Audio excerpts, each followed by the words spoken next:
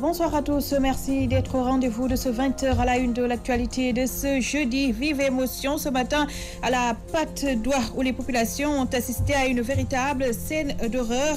Deux corps en état de décomposition très avancée ont été découverts dans le canal qui sert de repère aux délinquants.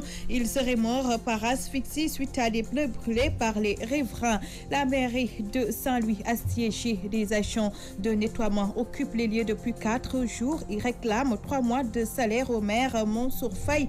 Vous les entendrez dans ce journal. Et puis la communauté musulmane du Sénégal encore en deuil. Moins de 2 mois après le décès de El Hadj Sidi Lamine Niass, Ahmed Bachir Kounta tire sa révérence. Le religieux et homme de médias est décédé ce jeudi à l'âge de 81 ans. Voilà pour le sommaire. Le développement, c'est tout de suite.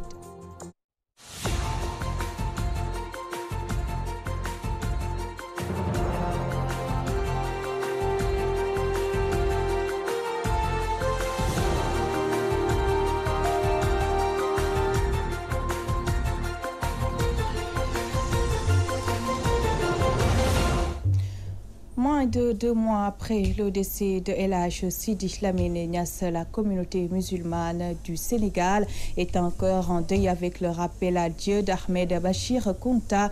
Le porte-parole de la famille Diassane est décédé ce jeudi à l'hôpital militaire de Ouakam. Homme de médias, la défense est toujours illustrée par des médiations pendant les moments de crise. Hadisila nous dresse son portrait. بسم الله الرحمن الرحيم قل هو الله أحد الله الصمد لم يلد ولم يولد ولم يكن له كفوا أحد. Né le 1er mars 1937 à Saint-Louis, Ahmed Bachir Kounta fut un journaliste émérite ayant servi durant de nombreuses années à la RTS. Grand reporter sportif des années 60 et 70, Ahmed Bachir Kounta était aussi une personnalité religieuse, homme d'une grande érudition et culture. Il fut porte-parole de la famille Kountiou d'Ndiassane. Sa disparition laisse un vide autour de ses collègues et tous ceux qui s'étaient habitués à sa voix et à son style. Il a participé à plusieurs médiations dans des situations particulières qui ont marqué la vie de notre nation. Journaliste de formation, sa profession l'avait mené presque à tout. Il fut sénateur sous le régime libéral et constitué pour les confrères une personne ressource à l'occasion de certains grands événements, notamment la fête de l'indépendance ou d'autres événements de la vie de la nation. Avec le décès d'Ahmed Bachir Kounta, le Sénégal perd un homme d'une grande dimension. Tel est le témoignage de Cheikh Mohamed Djoulit Kounta de Nder. Le voici au micro de Mamou Gassama. inna lillahi wa inna ilayhi raji'un di nangu dogal yàlla ci li nga xam ne dogal na ko nga xam ni moom moo ko atte. Cheikh Ahmed Bachir Kounta était le fils de Cheikh Ali Kounta et de son vivant, il était à Tivaouane dans une famille religieuse de la tariqa Tijaniya. Cheikh Ahmed Bachir Kounta était un homme humble, un religieux. Il lisait le Coran et l'enseignait en même temps. Il avait un grand cœur. Il a fait l'école française et est devenu un grand journaliste qui a marqué son temps. Il tissait de bonnes relations avec toutes les confréries. Bachir Kounta était une référence pour tout le peuple.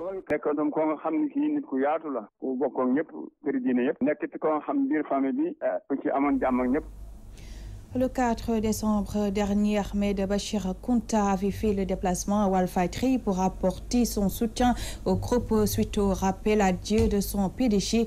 Voici ce qu'il disait du défunt El Hadj Sidi Lamine Niass.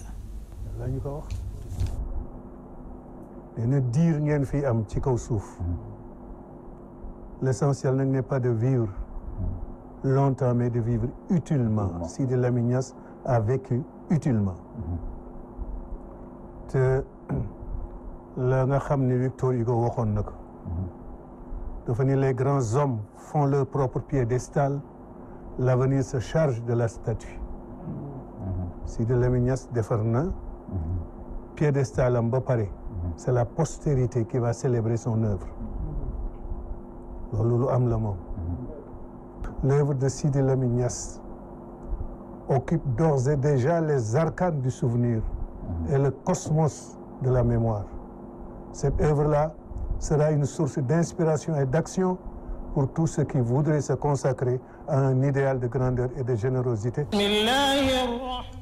Ahmed Bachir Kounta, décédé à l'hôpital militaire de Ouakam cette nuit. La levée du corps est prévue demain vendredi à l'hôpital principal, suivi de l'enterrement à Ndiassane. Le groupe Walfadjri, à travers ma voix, présente ses sincères condoléances à la famille du défunt. Dans le reste de l'actualité, scène d'horreur à l'échangeur de la patte d'oie. 2 corps sans vie en état de décomposition avancée ont été découverts ce jeudi matin par les riverains. Les victimes seraient 2 jeunes hommes asphyxiés suite à une manifestation de colère des populations qui avaient pris des pneus à l'intérieur du canal, devenu un repère des délinquants. Plus de détails avec Mamou Gassama. Drame à Padoua, 2 corps sans vie découverts dans les égouts du pont de l'Émergence. Les cadavres étaient en état de décomposition très avancé. Ces autorités reviennent sur les circonstances. Les corps sans vie ont été retrouvés sous le pont de la Padoua et les dépouilles ont été transportés par les sapeurs-pompiers. Pour avoir des éclaircissements sur cette horreur, une enquête a été ouverte par la police. Police sous Parcelles Assainies compétente ici.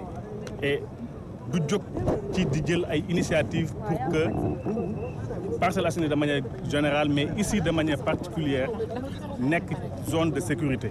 Donc ay rafle yoo xamante ni presque chaque jour ñu ngi koy def fii pour que zone bii nga xamante ne bi nit ñi jàpp nañ ko zone insécurité la mu bañ a doonati zone bu mel noonu. Les responsabilités de cette horreur sont partagées selon ces acteurs sociaux. dafa am benn bés benn soxna di romb. Ces petits sont abandonnés et marginalisés. Un jour, une femme a été agressée par 5 jeunes aux environs du pont. Suite à cette agression, la femme a rendu l'âme, ce qui a fait mal à certaines populations qui ont d'ailleurs pourchassé ses enfants et brûlé des pneus afin de les arrêter. Malheureusement, depuis lors, ces petits sont restés dans les égouts du pont de l'Émergence et les sapeurs-pompiers les ont retrouvés morts. Les raisons des fuites des enfants sont multiples. Si je me mets à les énumérer jusqu'ici, on n'en quittera pas. Chaque enfant a un motif différent de l'autre enfant. Un enfant peut quitter dans la rue parce qu'il a été justement frappé par un parent. Il a peur d'être frappé. Mais un enfant peut sortir de la rue parce que uniquement il se rend compte qu'il ne mange pas à sa faim. Un enfant peut quitter dans la rue parce qu'on lui a imposé quelque chose qu'il ne veut pas. Si vous voulez dire il faut que vous soyez menuisier, que vous le voulez ou que vous ne le voulez pas, et que l'enfant ne veut pas être menuisier, il peut chercher à aller ailleurs. L'insécurité grandissante à Padoua continue de faire des victimes. La découverte de ces corps sans vie crée l'émoi dans la zone. Une enquête a été ouverte pour faire la lumière. Mamou Gassama, à Saint-Louis, les agents de nettoiement assiègent depuis 4 jours la mairie pour réclamer 3 mois de salaire au maire Mansour Faye. Ils veulent ainsi se rappeler au bon souvenir des décideurs. Leur porte-parole Abidjan explique au micro de Gabriel Barbier. On réclame notre argent. Pendant 3 mois, on travaille chaque jour que Dieu fait. On ne donne pas notre argent. On demande que Mansour Faye nous donne notre argent. On ne connaît pas Ageroute, ni personne d'autre que Mansour Faye. On dit que Mansour Faye, c'est lui qui nous paye notre argent. C'est ça qu'on veut. Nous réclamons notre argent. Pendant 3 mois, nous réclamons notre argent pendant 3 mois. Il y a la ferraille. Nous demandons notre argent. S'il vous plaît, Mansour Faye, on te demande notre argent. Nous avons un décès. Nous avons hier matin. Et il n'a pas reçu son argent. Elle a pleuré jusqu'à sa mort. On demande notre argent, s'il vous plaît. Mansour Faye, donne notre argent. Nous sommes fatigués. Nous sommes vraiment fatigués. Chaque jour que Dieu fait, on est dans les rues, en train de balayer, en train de nettoyer chaque jour que Dieu fait. Et jusqu'à présent, nous n'avons pas notre argent. Ouais. On réclame notre argent. 28e jour de grève de la fin des sortants de la FASTEF promotion 2013. Ces grévistes soutiennent que la suspension de leur mot d'ordre de grève suite à la demande des autorités n'a abouti à rien. Ils menacent de durcir leur combat si l'État continue de faire la sourde oreille. Alfousseini Keita, leur porte-parole, est joint par Rohandong. Pour rappel, nous sommes à notre 28e jour de grève de la faim, mais Ce qu'il faut noter, il y a une semaine de cela en arrière, les autorités nous ont rapprochés pour nous demander de faire un break pour pouvoir entrer en négociation avec ces autorités, ce qui a été fait. Mais à notre grande surprise générale, actuellement, on peut vous dire que c'est le statu quo total. Ces négociations n'ont abouti à rien et cela nous le déplorons à notre dernière énergie. Parce que les autorités ne peuvent pas s'approcher de nous pour nous demander de faire un break, un petit arrêt pour pouvoir faire mener des négociations. On l'a fait à leur demande générale, mais malheureusement cela n'a abouti à rien. Et actuellement les camarades sont plus que jamais déterminés à continuer le combat. Ils sont prêts à mourir dans ces carreaux, sur ces carreaux-là tant qu'il n'y a pas satisfaction totale. Parce que nous vivons d'une injustice. L'état de santé des grévistes, l'état de santé est très précaire, parce que si quelqu'un qui observe la grève de la faim pendant 28 jours, normalement, sûrement, cela va impacter sur sa santé. Raison pour laquelle nous lançons un appel à l'État du Sénégal de réagir le plus vite possible. Ces jeunes qui réclament leurs droits, ils sont prêts à tout, ils sont prêts à mourir sur ces carreaux-là s'ils n'ont pas satisfaction totale. Avant que l'irréparable ne se produise, l'État du Sénégal doit réagir le plus vite possible. Leur santé est très précaire. Inquiétude à Yeumbeul Nord. De nombreux élèves du lycée Ibrahima Diop risquent de ne pas faire le bac et pour cause. Les grèves des travailleurs de la justice et les actes d'état civil en jugement non annulé posent d'énormes difficultés aux potages et à leurs parents. C'est un reportage de Théodore Semedo. À quelques heures de la clôture du dépôt des dossiers de candidature pour le baccalauréat, c'est l'inquiétude totale chez les parents et les élèves du lycée Ibrahima Diop de Yeumbeul à cause du blocage de l'annulation des jugements de leur numéro d'état civil dû au mouvement d'humeur des travailleurs de la justice. Parce qu'on nous a donné un délai le 18 à venir, nos extraits ne sont pas toujours remis en bon état. J'allais en terminale presque trois fois chaque jour. J'allais 3 fois, mais à chaque fois que j'allais, on me disait qu'ils sont en grève. Conjure pour qu'on nous aide, pour que nous puissions faire le bac. Parce que chaque jour, nous sommes ici, et nous avons débuté les cours, nous avons fait des devoirs. Chaque jour, nous sommes là à partir de 8h jusqu'à 22h. Depuis le début de l'année, on nous a demandé d'amener des papiers, c'est-à-dire un extrait pour les élèves qui n'ont pas fait le jugement. Et ceux qui ont fait le jugement, on leur a demandé d'amener un extrait d'annulation. Oui, on est très inquiet parce que maintenant, ce qui reste maintenant, c'est demande de soutien. Ces potages, ainsi que leurs parents, qui se sentent irresponsables de la situation délétère de l'état civil dans la banlieue, demandent une diligence des autorités.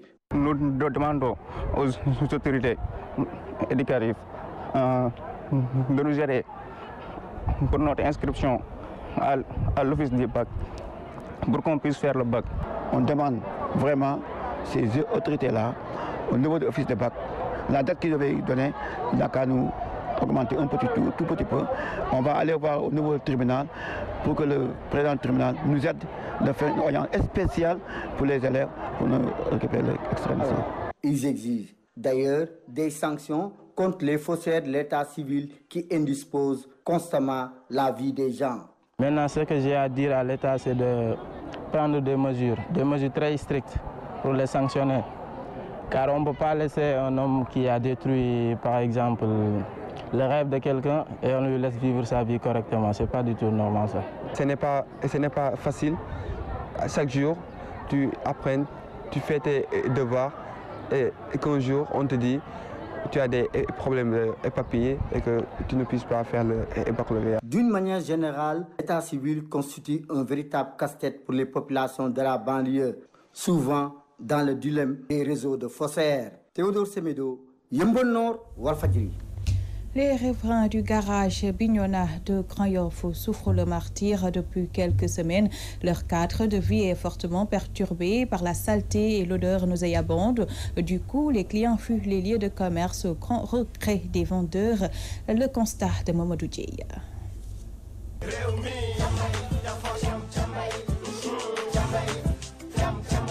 Les années passent, mais le cadre de vie des populations de Grand-Yoff reste le même en matière d'insalubrité. Ici au garage de Bignona, sans compter les ordures ménagères versées dans ce bassin de rétention, une odeur insupportable vous souhaite la bienvenue. Un véritable calvaire pour les populations.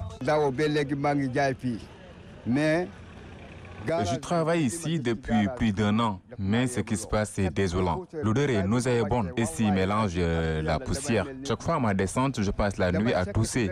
Je me demande si les chefs du garage savent ce qui se passe, ou bien qu'est-ce qui les empêche d'essayer de régler cette situation.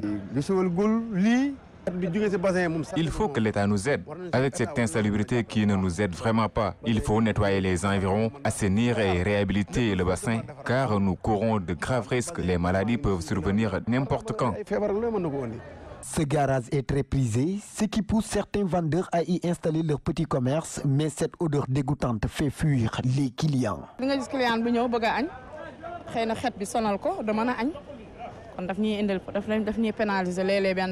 Avisés de cette situation précaire, les autorités municipales y ont effectué des visites à maintes reprises. Mais jusqu'à présent, rien n'est fait pour changer le décor selon les chefs du garage, qui interpellent les décideurs pour un meilleur cadre de vie et de travail. Très prisés par les enfants, les chips vendus un peu partout à Dakar sont de qualité douteuse, d'où la menace sur la santé des tout-petits. Conscients du danger, certains parents interpellent les autorités dans ce reportage de Moussa Sen. 87 lan rajo woon suñu borom kër yi ñu nekk ak moom tubaab lu nekk daj nañu ko. Les collectifs de policiers radiés en 1987 élèvent la voix. Un journal de la place a écrit qu'il était indemnisé par le chef de l'État. Il n'en est...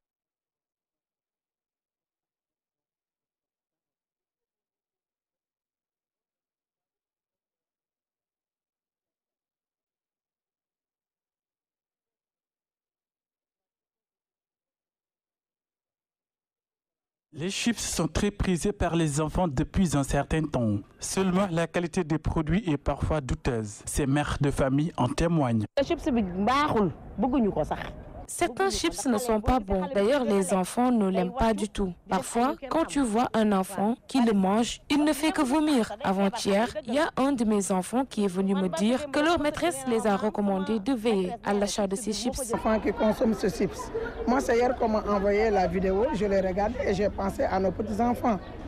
S'il y a un chips de qualité, comment le reconnaître? Nos enfants en consomment trop.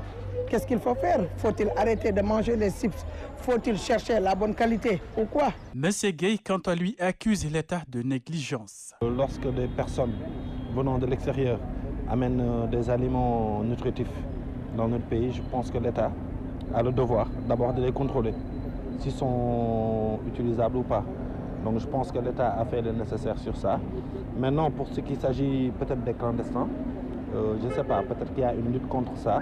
Mais autre chose aussi, c'est que les parents aussi doivent contrôler ce que les enfants mangent. Donc je pense que c'est nécessaire et que voilà quoi, l'État prendra ses responsabilités par rapport à ça. En tout cas, ce qui est sûr et certain, c'est que les parents doivent vérifier ce que mangent les enfants. Cette enseignante opte pour la sensibilisation pour la préservation de la santé des enfants. À nous, enseignants, de sensibiliser les enfants qui sont dans les classes. Maintenant, une fois arrivés à la maison, ce sera le rôle des parents. Mais ici, à l'école, dès demain, moi, j'en parlerai aux collègues pour que nos enfants n'achètent plus ces chips-là. Les chips sont exposés partout à Dakar. Il y en a de toutes les marques. Cependant, certaines responsabilités de famille déplorent la mauvaise qualité de certains produits. Ils interpellent l'État pour une meilleure politique de sécurité alimentaire. C'était le journal de 20h. Merci à vous de l'avoir suivi. Dans un court instant, la 4e et dernière partie de l'édition du soir avec Aïcha Diaraté. Excellente soirée à tous.